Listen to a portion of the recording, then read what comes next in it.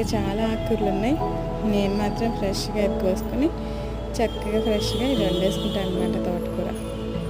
ఈ తోటకూర విత్తనాలు నేను లాస్ట్ టైం మన తోటకూర 1-2 మొక్కలు ఉంచేసి ఆ విత్తనాలే మళ్ళీ చక్కగా చల్లేసాను. చెప్పాలంటే ఇది మనకి ఫ్రీ తోటకూర అనమాట. ఓకే, ఇక్కడ దీంతో స్టార్ట్ చేస్తాను. ఫస్ట్